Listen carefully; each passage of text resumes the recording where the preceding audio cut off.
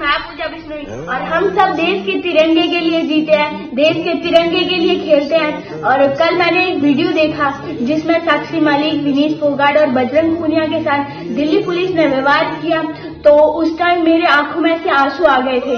और जब इन खिलाड़ियों ने देश के लिए मेडल जीता तब उनकी आंखों में खुशी के आंसू थे और अब उनकी आंखों में दुखी के आंसू है। और हम सब चुप क्यों हैं? अगर कोई भी बच्चा टीवी के सामने देख रहा होगा इन खिलाड़ियों के साथ कैसे व्यवहार किया जाता है, तो कोई भी नहीं चाहेगा कि वो भी एक स्पोर्ट्स पर्सन बने, क्योंकि उनके साथ कितना दुर्व्यवहार हो रहा है। तो हम सब इस लड़ाई में आपके साथ हैं। जय हिंद।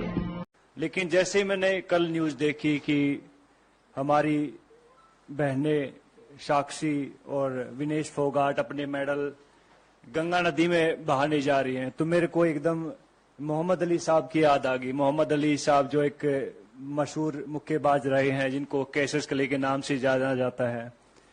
जब उनके ऊपर जब यूएस में गोरे काले की नीति चल रही थी और उनको एक रेस्टोरेंट में दाखिल नहीं होने दिया जा रहा था कि उन्होंने बताया कि मैं ओलंपिक गोल्ड मेडलिस्ट हूं, तो उन्होंने उसको बाहर फेंक के मारो, बोला कि तेरे जैसे ओलंपिक मेडलिस्ट बहुत आते हैं।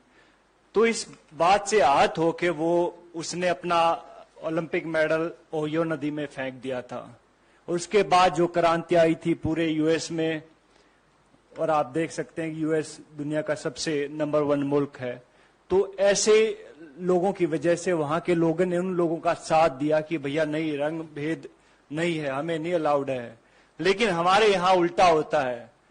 हमारे यहाँ जब हमारी बहनें ओलंपिक मेडल नदी में फेंकने जाती हैं तो वहां सबसे पहले उनका मजहब पूछा जाता है, हिंदू या मुस्लिम है, चलो हिंदू हैं। फिर उनको कास्ट में बांट दिया जाता है, अच्छा तुम जाट हो, अच्छा ये वो है, ये वो है, ये वो है।